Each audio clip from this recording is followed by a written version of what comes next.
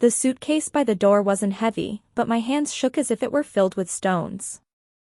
I had packed it the night before, 3 outfits neatly pressed, my travel-sized toiletries lined up like soldiers, a sun hat I hadn't worn since Michael was alive.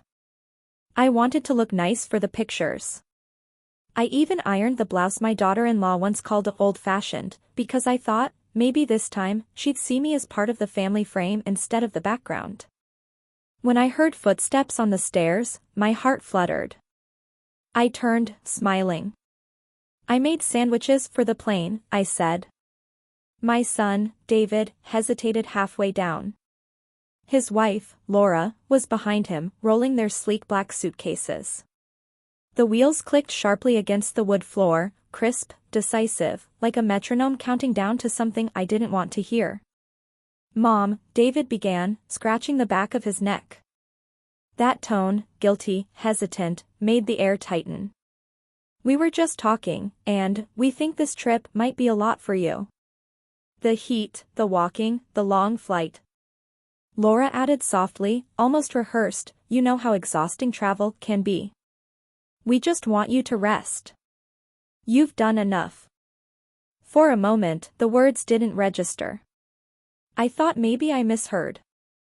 I looked at the printed itinerary on the table, the one with my name on it, and then at the suitcase that held the swimsuit I'd bought even though no one had asked if I could swim. "Too much for me?" I said, carefully, tasting every word. "Too far. Too hot." Laura smiled in that polite, pitying way she saves for customer service workers and aging relatives. "It's just, we don't want you to push yourself." I wanted to ask when they decided that, before or after I booked the tickets. Before or after I transferred the payment for the villa. Before or after I spent 3 nights learning how to renew a passport online because no one offered to help. But I didn't ask. I just looked at my son, the man I raised on leftovers and night shifts, and waited for him to correct her. To say, "Mom, of course you're coming." He didn't. He looked at his shoes and said, "It's not forever. We'll take lots of pictures for you." Something inside me went still. Not angry, not sad, just still, like a pond after someone drops a stone and the ripples fade. My hand brushed the paper envelope on the counter, boarding passes, confirmation emails, every receipt I had printed and organized. My name sat on the top line of every one.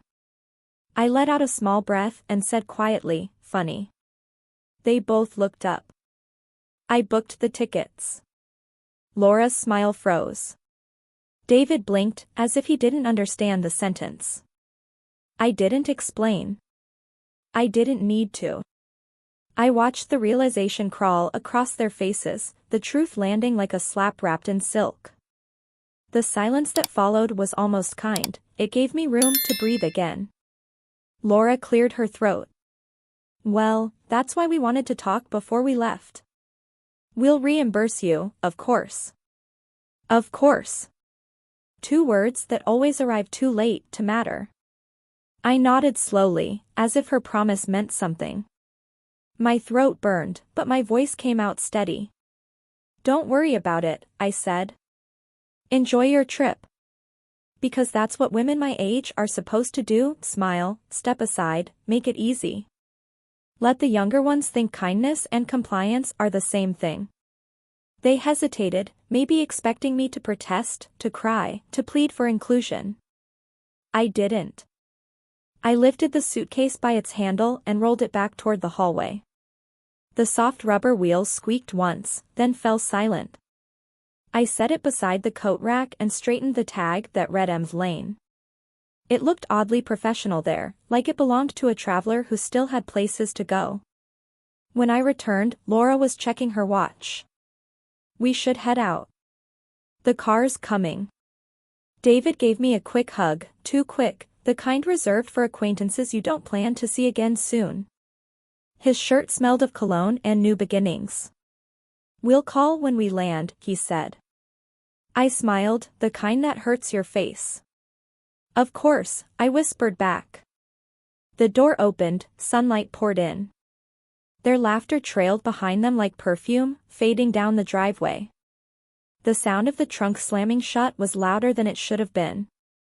Then the car rolled away, and the only thing left was the faint scent of Laura's citrus lotion and the echo of tires on gravel.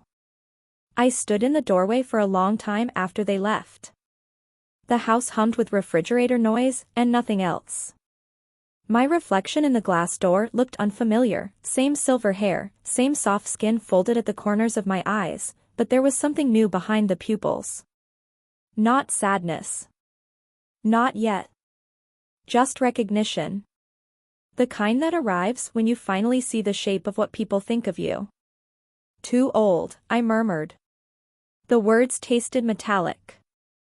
I walked back to the kitchen, poured the cold coffee from the pot, and watched it swirl down the sink. The counter was clean except for one thing, the stack of documents I'd printed, each with my credit card number blacked out in pen. I ran my fingers over the edges, smooth and sharp. My handwriting on the notes looked so hopeful then: excursion confirmation, airport pickup, villa balance paid. All those little details I handled so they wouldn't have to. Because that's what mothers do. I sat down at the table where I used to help David with homework. The wood was scratched from years of use, geometry formulas, spilled juice, late-night essays. I traced one of the dents absent-mindedly. Outside, a bird called 3 times, the same rhythm Michael used to whistle when he came home from work. Funny how memory sneaks in when you least expect it. I thought about calling him, the version of him that still exists in the quiet of my mind, to say, "You were right. They've outgrown me." But I knew he wouldn't answer. He'd only remind me of something he once said when our son left for college: "One day he'll think we're relics." Don't let that make you smaller. Smaller. That was the word. That's what they'd made me today, shrunk me down to a worry, an afterthought, a fragile thing that needed protecting from joy. As if age erased capacity, as if experience meant weakness. My phone buzzed on the table. A message from David. "Love you, Mom. Don't be upset. We'll bring souvenirs." I typed, "Have fun. Be safe." Then deleted it before hitting send. I put the phone face down. For a moment, I let myself feel the full weight of it, the exclusion, the casual dismissal, the way they'd rewritten me into someone too old for adventure but young enough to handle the bills. Then I inhaled, slow and deep, and something in my chest loosened. The quiet wasn't cruel anymore. It was opportunity. The kind that hums before a storm breaks. I gathered the papers into a neat stack, folded them once, and slid them into an envelope. My name gleamed on the travel receipts. Primary account holder. I smiled faintly. Primary, what a beautiful word for someone everyone treats as secondary. I stood, looked around the room one last time, and whispered, "Have a wonderful trip." But in my head, another sentence formed, one I didn't speak aloud yet: "Let's see how far you get without me." The refrigerator clicked off. The house exhaled. I poured myself fresh coffee, black and strong, and sat by the window as the morning light stretched across the floorboards. The same hands they called fragile wrapped easily around the mug. If you've ever been made to feel too old to be wanted, stay with me, you'll want to hear what came next. Because sometimes, age isn't what slows you down. It's what finally gives you the power to stop waiting for permission. When the sound of their car finally faded into distance, the house exhaled, not a peaceful sigh, but a long, aching emptiness that crept into every corner. I stood there in the doorway, still holding the handle of my suitcase, staring at the space where their laughter used to hang in the air.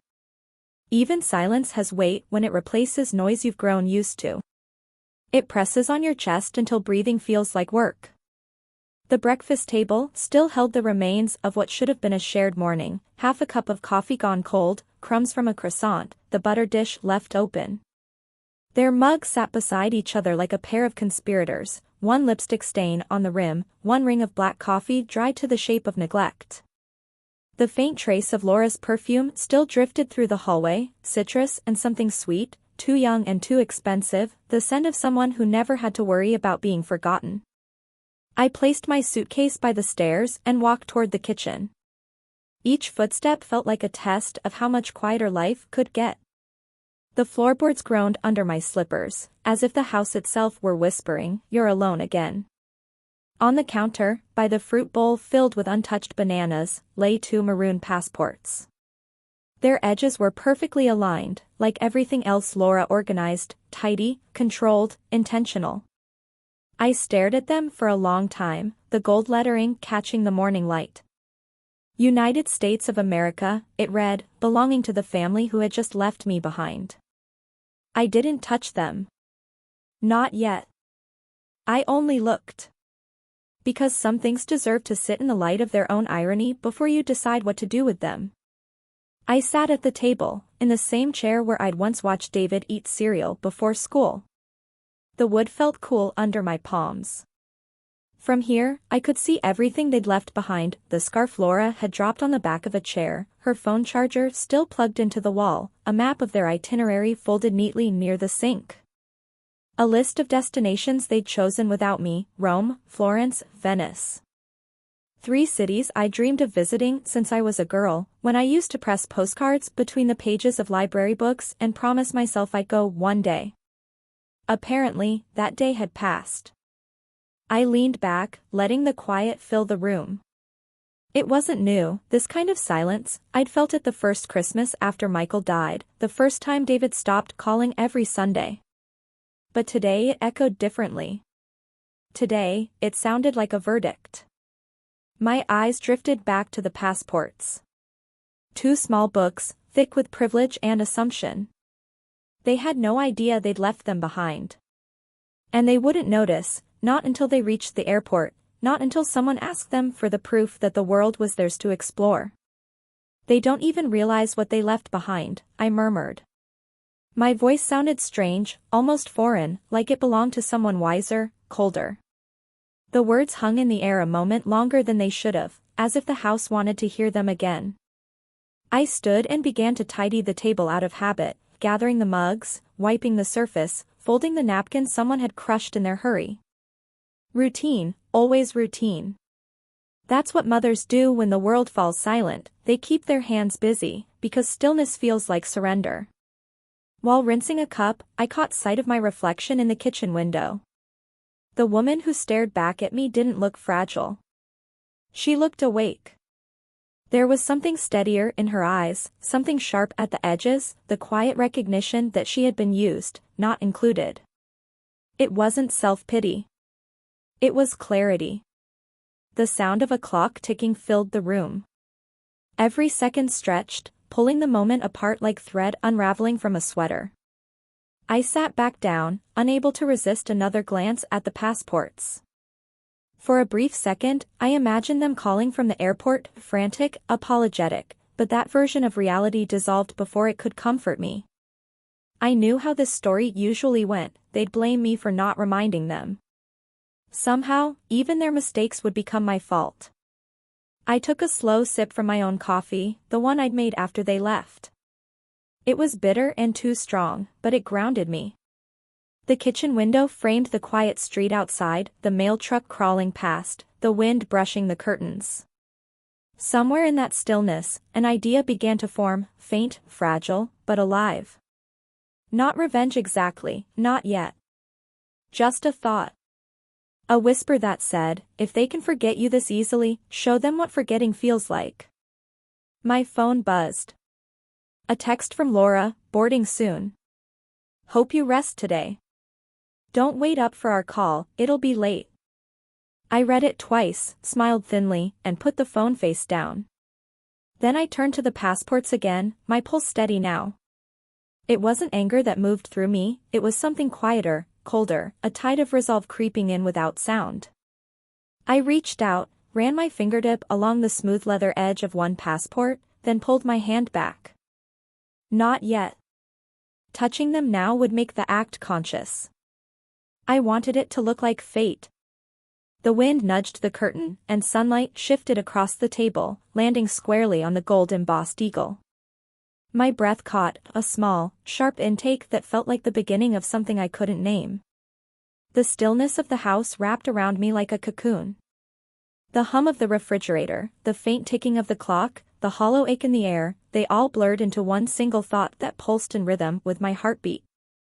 They left me behind. But they also left something behind.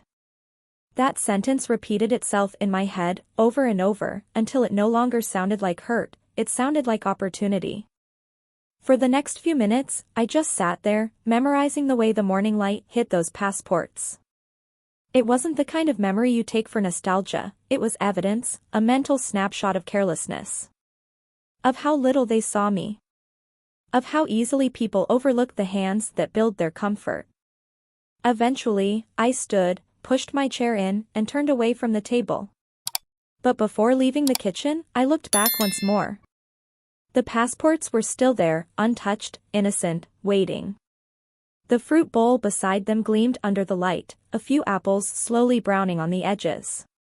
The contrast made me smile, just barely.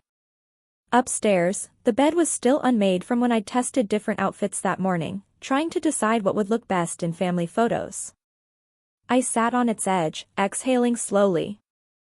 There's a particular ache that comes when you realize you've been rehearsing for a part that was cut before the curtain even rose. Downstairs, the clock chimed noon.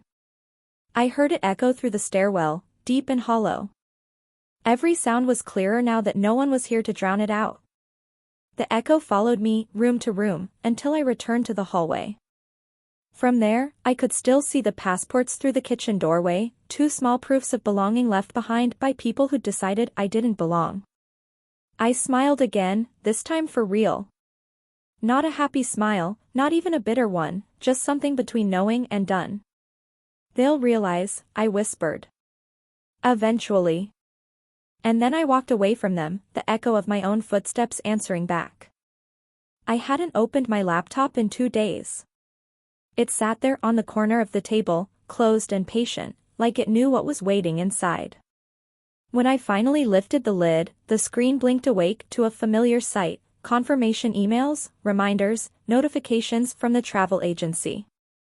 Each one had my name in bold at the top. Margaret Lane, primary traveler. A name that meant nothing to the people who'd used it. The hum of the fan filled the room as I logged into my travel account. My fingers moved from habit, not heart.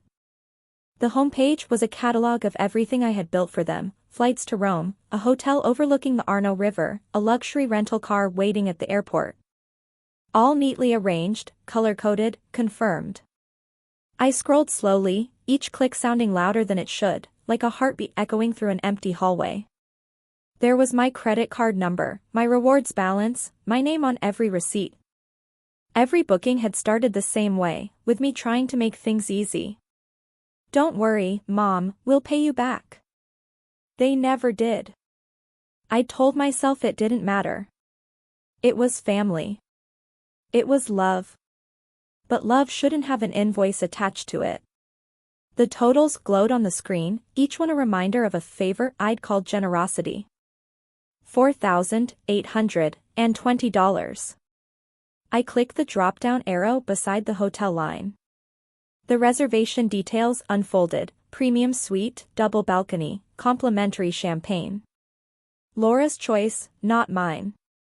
I remembered her voice when she sent me the link.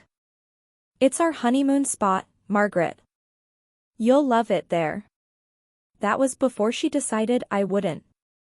I scrolled down to the excursions. A guided food tour, a gondola ride, a private photographer for family portraits. The total stretched higher.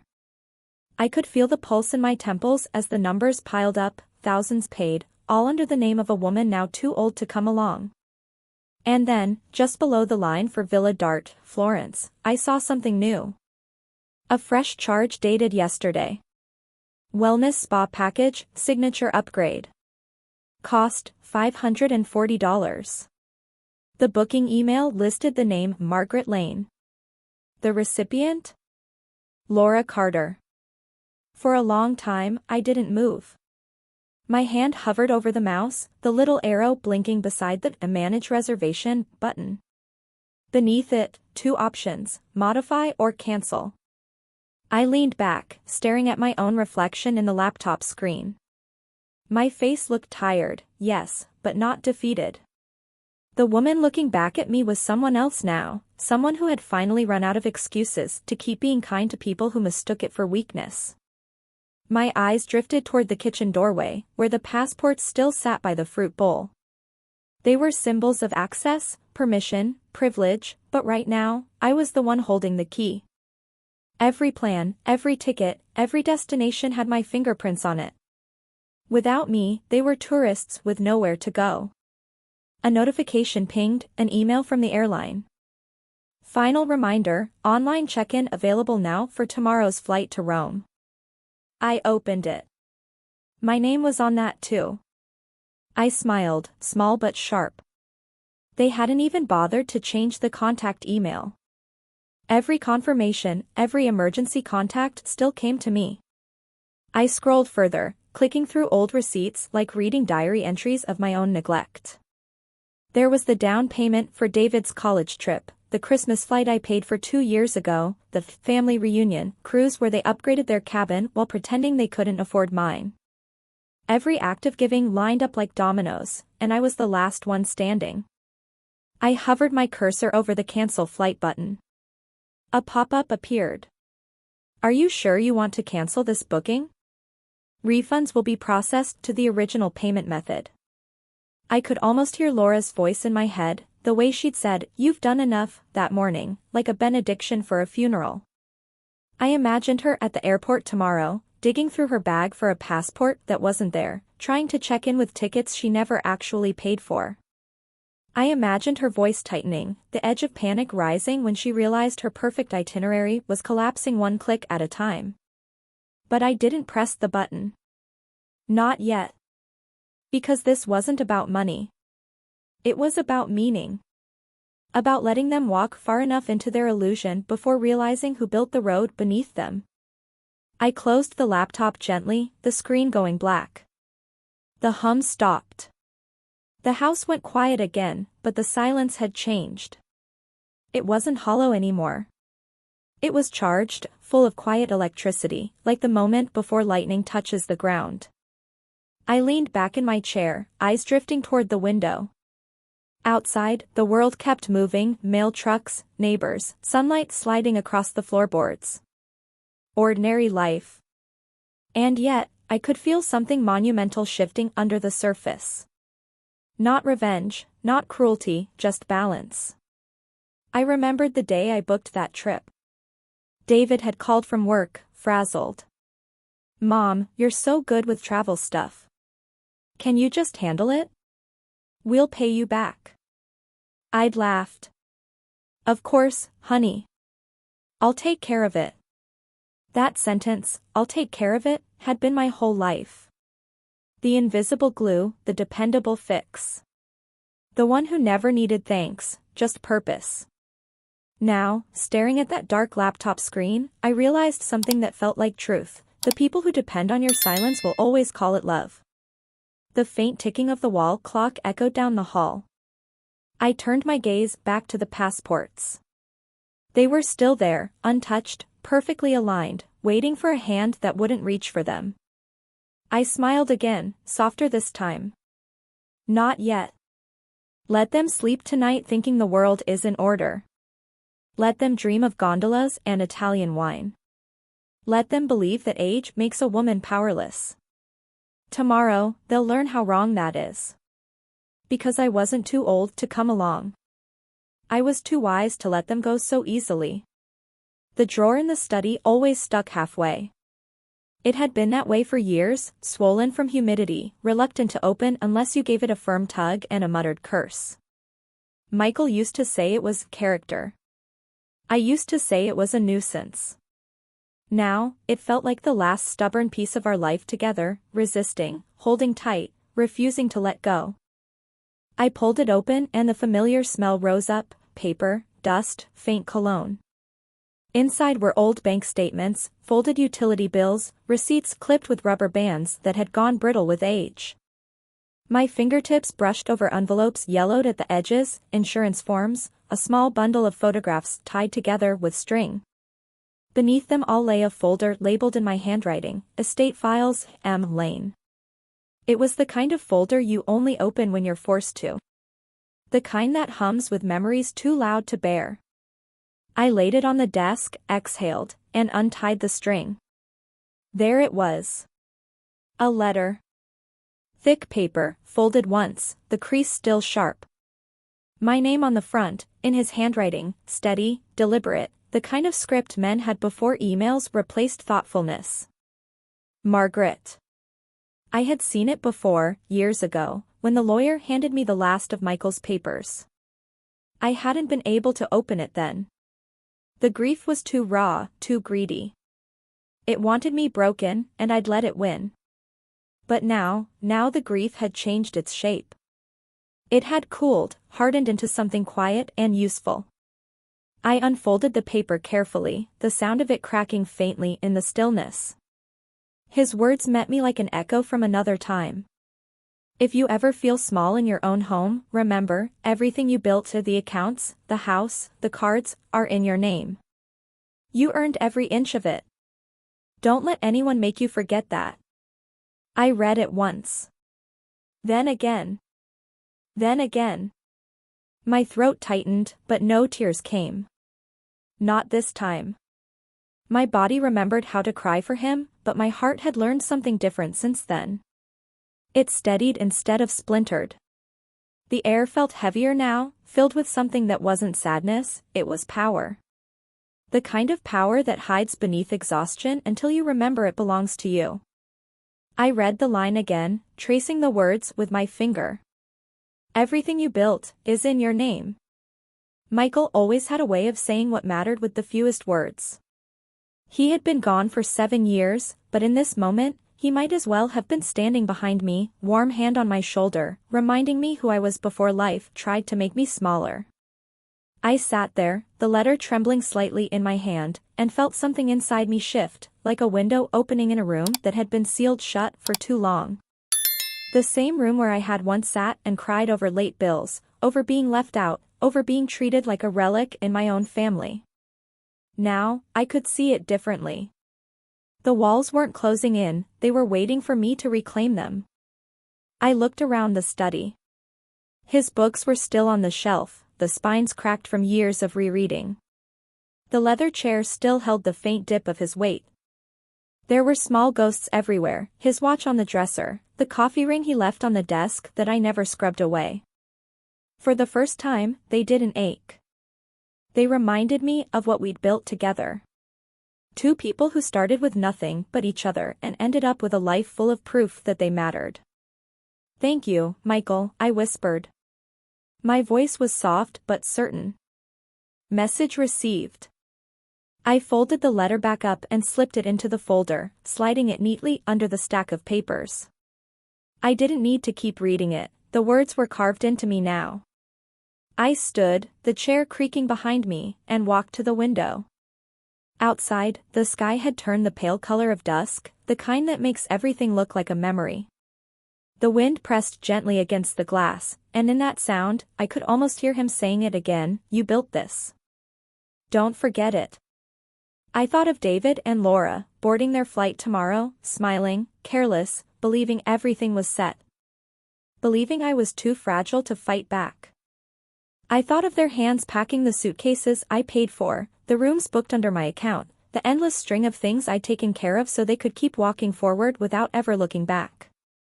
And I thought of myself, not as their mother, not as their benefactor, but as a woman who had built a life piece by piece, line by line, until her name was on everything that mattered. That realization settled in my chest like a key turning in a lock. It wasn't just about revenge. It was about remembering who I had been before I traded strength for softness, before I learned to apologize for taking up space. I was done shrinking. I went to the filing cabinet and pulled out the envelope that held our old financial documents. My name stared back from every line: mortgage, utilities, savings accounts, credit cards, investment portfolios. Michael had made sure of that. He must have known this day would come, the day someone would make me question my place in the world we built. And he had left me the answer years before. I ran my finger over the embossed name on one of the credit cards. Margaret Lane. Not David's. Not Laura's. Mine. The realization wasn't loud, it didn't explode in triumph. It was quiet, steady, and absolute. I sat back down and opened my laptop again.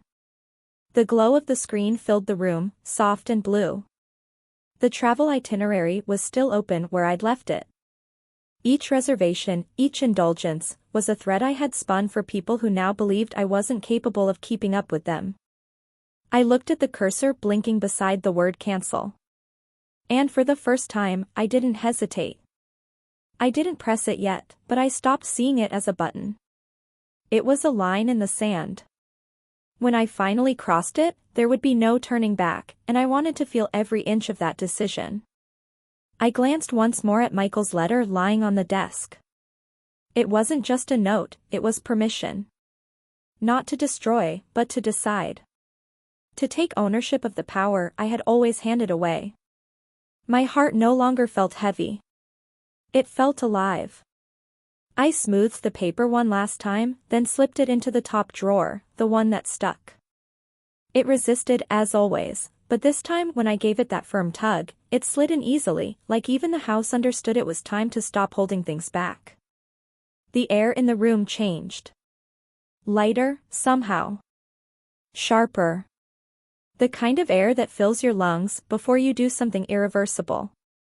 I took a deep breath, straightened my shoulders, and whispered into the quiet, "You always knew I'd need reminding." The letter didn't answer, but the silence did. It hummed with approval, with readiness. And somewhere deep down, I knew the next click I made wouldn't just cancel a trip, it would reset the balance of everything they took for granted. Morning light spilled across the kitchen table like it didn't know what I'd decided. The passports sat exactly where I'd left them, perfectly still, almost innocent. Outside, the air was crisp and thin, the kind of weather that makes you feel awake even before the coffee hits. I set down my mug beside them and pulled a small envelope from the drawer.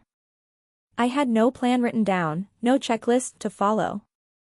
Just instinct. The envelopes fit snugly in my palm, cool leather against my skin. I didn't linger. I slid them into a plain brown mailer, wrote my own address across the front in careful black ink, and sealed it shut. My handwriting looked calm, almost elegant, as though this were a simple errand, nothing more than sending myself a reminder.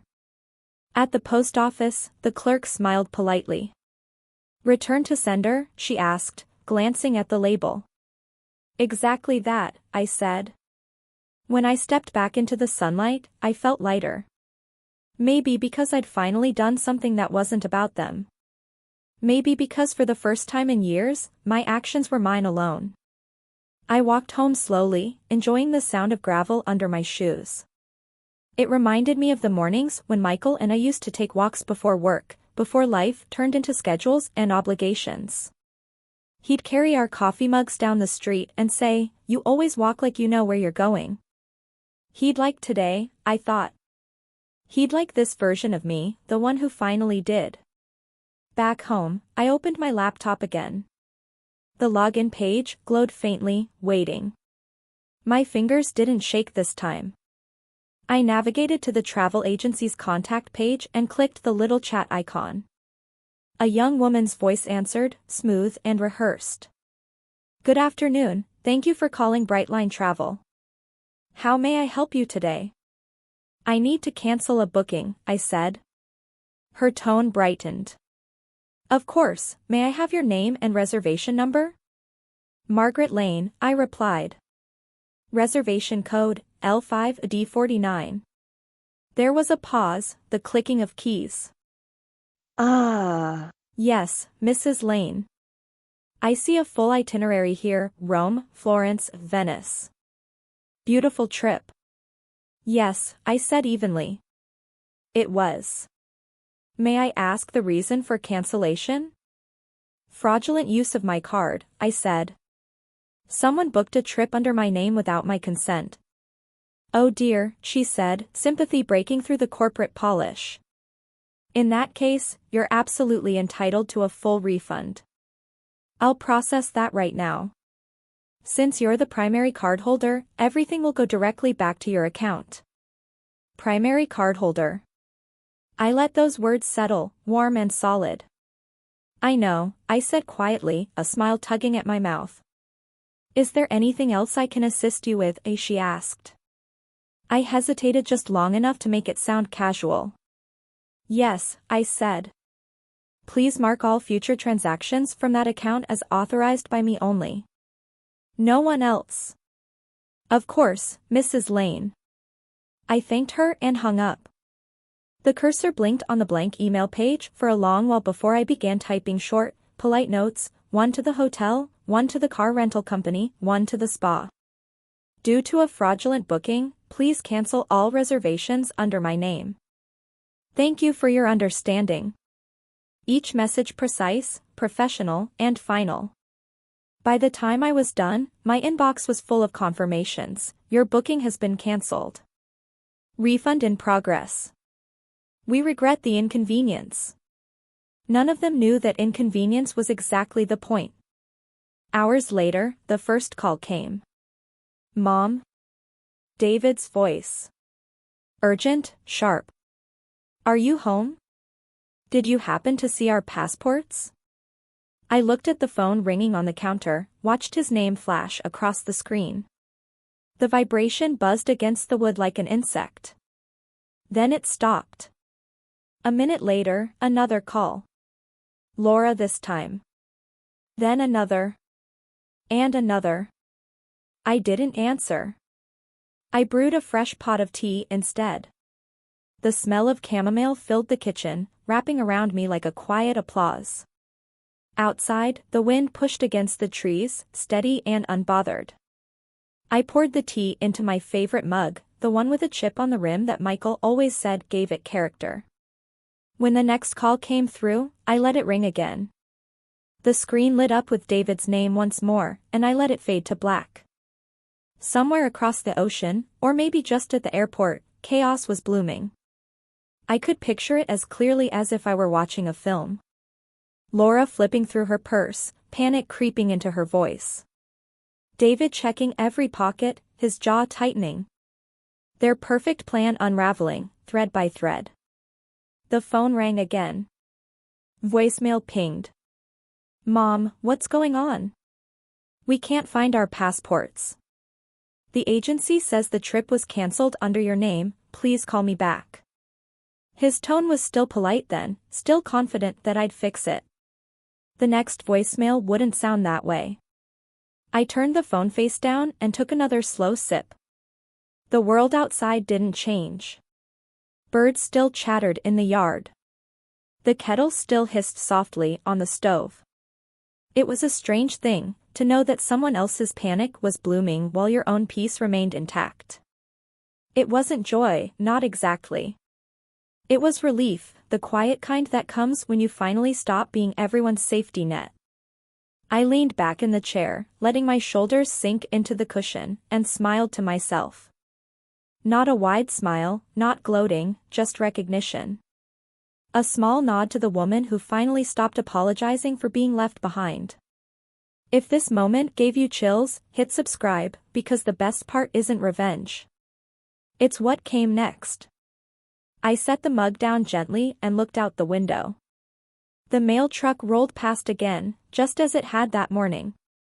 The driver waved, not knowing that inside my mailbox, a small brown envelope was already on its way back home, 2 passports tucked safely inside, addressed to the woman they'd underestimated. They would come home soon too. Not to the welcome they expected, but to a silence that spoke louder than any argument ever could. I reached for the teapot, refilled my cup, and watched the steam curl toward the ceiling like smoke from a long quiet fire, finally learning how to breathe again.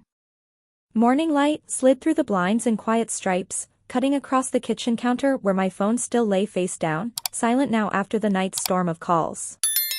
I hadn't listened to any of the voicemails. I didn't need to. Some sounds you can imagine well enough on your own, the rising pitch of panic, the clipped edge of blame, the desperate attempt to turn guilt into accusation. I'd heard all of it before, in different forms, over different years. I poured myself coffee instead. The house smelled of toast and fresh air, the windows were open just enough to let in the sound of distant traffic and bird song. Peace, I thought, has a particular texture, it's soft but solid, like sunlight warming the top of your hands. I wrapped both palms around the mug, breathed in the steam, and let the calm settle over me like a shawl. Then came the sound of the mail truck, slow, familiar, metal wheels crunching against gravel. My pulse flickered once, the smallest spark of curiosity. I hadn't been expecting anything. Still, I stepped outside barefoot, the morning air cool against my skin. Inside the mailbox lay a single envelope. Brown paper, creased, hand-sealed. My name written in hurried pen strokes that cut across the surface like scratches, M. Lane. The handwriting was David's, messy, rushed, unmistakable. I pulled it free and felt the weight before I saw it. Two rectangular shapes pressing from inside. I didn't need to open it to know. I smiled, small, private, inevitable. At the kitchen table, I slid a knife under the flap and peeled it open. Two passports slid out, edges dented from travel that never happened. Between them, a single torn sheet from a hotel notepad. 5 words, scribbled in blue ink. We're stranded. Please fix this. I stared at the note for a long time, the corners of my mouth curling before the sound escaped me, a laugh. Not loud or cruel, just quiet and whole, the kind that comes from somewhere deep in your chest. There was no anger left. None at all. Only peace, and a faint, satisfied wonder at how still the world could be when you stopped chasing people who ran from you. I set the passports beside my coffee mug, their maroon covers glinting under the morning light. The steam from the mug curled between them like a secret. Then, without really thinking, I reached for my phone. The camera opened with a soft click. I adjusted the frame until the photo said everything I wanted it to, the passports, the coffee, the sunlight, nothing else. Proof of consequence, not cruelty. I uploaded it to Facebook with a caption that came to me instantly. Some lessons don't need to be taught twice. No emojis. No explanation. Just truth in plain daylight. For a moment, I considered deleting it. But then I thought about all the times I'd been made to feel small, talked over, dismissed, edited out of my own story. This wasn't revenge. It was visibility. It was saying, I'm still here, in a world that had learned to look past me. I took a sip of coffee and watched the first notification pop up. Claire reacted. Then another. Janet commented, you did the right thing, Margaret. Then dozens more. Hearts, clapping hands, crying face emojis, messages that started with you won't believe how much I needed this today. By noon, the post had hundreds of comments. Women from work, from church, from the old neighborhood.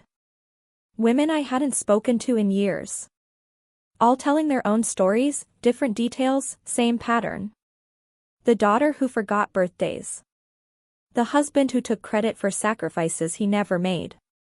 The boss who said, you're past your prime. Each one a chorus, swelling under the post like a quiet uprising. I read them slowly, letting each word sink in. You made me feel seen. I thought I was the only one. Maybe it's time I stopped apologizing too.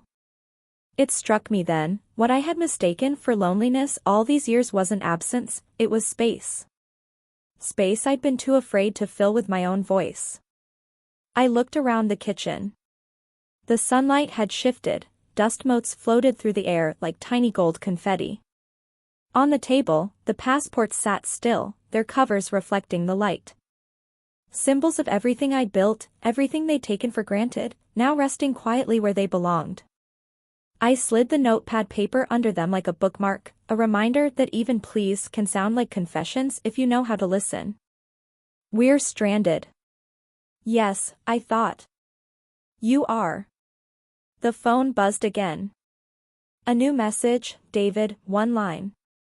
Mom, I'm sorry. Please just call. I didn't. Not yet. Maybe not ever. I wasn't cruel, I was done. There's a difference. I stood and walked to the window, pushing it open wider. The breeze lifted the curtain, cool and fresh against my face. The sound of a neighbor's lawnmower drifted in from across the street. Ordinary life, steady and unchanged. That was the real miracle of it, how peace could exist right beside chaos, how serenity could hum along while somewhere else, someone was panicking at a departure gate. I finished my coffee and rinsed the cup. The porcelain clinked lightly against the sink, the sound clean and final. I dried my hands on a towel, folded it neatly, and set it back in place. Then I picked up the passports one last time. Their weight felt different now, not heavy, not guilty. Just neutral. They were things, that's all. Tokens of a lesson learned. I tucked them into a drawer beside Michael's letter, closed it gently, and smiled at how easily it shut this time. Freedom doesn't arrive with trumpets or applause. It creeps in quietly, in the sound of drawers closing, in the calm rhythm of your own breathing, in the way sunlight lands on your skin without permission. I sat back down at the table, opened my laptop, and reread a few of the comments beneath my post. A woman named Evelyn had written, "It's not revenge, sweetheart. It's reclamation." She was right. I clicked like on her comment, then closed the laptop and let the moment linger. For the first time in years, I didn't feel left out of the world. I felt centered inside it. The silence around me wasn't punishment anymore, it was mine, shaped by my own choosing. I glanced once more toward the window, toward the open sky beyond it, and whispered to no one in particular, "This isn't loneliness. This is liberation." The words didn't echo. They didn't need to. The house understood. A week later, I stood in the same airport where they had left without me. The same sliding glass doors, the same chatter of families, the same perfume of roasted coffee and jet fuel. Only this time, I wasn't watching anyone go.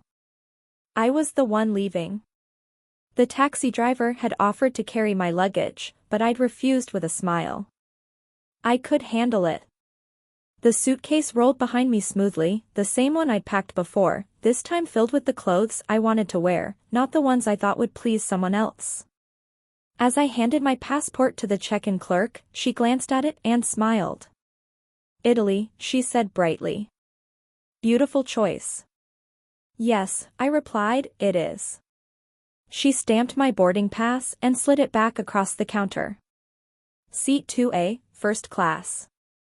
I hadn't booked it for comfort. I'd booked it because it felt symbolic, to finally take a seat I had earned instead of waiting for permission to be invited. When I reached the gate, the boarding area was half full. Couples chatting, children laughing, flight attendants in neat uniforms. I sat by the window, watching the sunlight stretch across the tarmac, and for a moment, I thought of Michael. Of how he would have looked at me, proud, amused, unsurprised. He always believed I'd get here eventually, even if it took me most of a lifetime to remember how. As the boarding announcement echoed through the speakers, I felt that same quiet calm that had settled over me the day I found their passports. But this time it wasn't stillness, it was momentum. The kind that comes when you've finally decided where you belong. I walked down the jet bridge, my footsteps steady, the air conditioning humming above like distant applause. When I reached the cabin door, the flight attendant greeted me with that trained smile. "Welcome aboard, Ms. Lane." She led me to my seat, wide leather, soft cream, window view. I stowed my bag, slipped off my coat, and settled in. For a moment, I just looked out the window, watching the wing glint in the morning light. It struck me then, I wasn't running from anything. I was simply moving forward. The attendant poured champagne into a crystal glass and set it beside me. "Would you like me to close the window for takeoff?" she asked. "No," I said. "I like the light." As the engines rumbled to life, I caught my reflection in the glass, silver hair framed by sunlight, skin lined with proof of survival, eyes calm. Not the woman they left behind in that quiet kitchen. Not the mother waiting for a phone call. A traveler, at last. I lifted the glass and took a slow sip, the bubbles crisp against my tongue. The taste was sharp, honest, just like the truth I'd finally learned. No one can exclude you from a life that belongs to you. The plane began to roll, gathering speed, and I let the hum of it fill me. It wasn't noise anymore, it was rhythm. The rhythm of motion, of release, of everything ahead that no longer needed apology. When the wheels lifted from the ground, I exhaled softly, as if setting down a burden I'd carried too long. The city fell away beneath the clouds, small and distant, until it looked almost gentle. I opened my purse and pulled out my passport. The fresh stamp inside gleamed under the cabin lights, Florence, Italy. A new beginning marked in ink. The voiceover in my mind came naturally, as if narrating the quiet truth of it all. They said I was too old to come with them. Turns out, I was just too wise to keep paying for people who never looked back. I smiled at my own reflection. Wisdom had a way of showing up late but always right on time. The attendant returned to ask if I needed anything else. I shook my head, still smiling. "No, thank you. I have everything I need." And I did. As the plane climbed higher, clouds gathered beneath us like a sea of white velvet. The sunlight stretched across the cabin, golden and forgiving.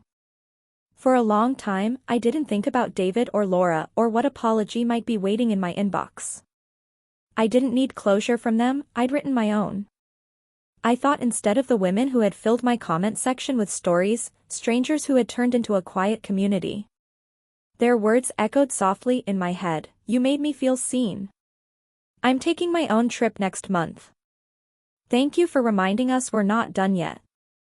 Maybe that was what all of this had been for, not revenge, not even redemption, but permission. Permission for someone like me, and maybe for them too, to stop waiting at locked doors and start walking through the ones they built themselves. I leaned back in my seat and let the light bathe my face.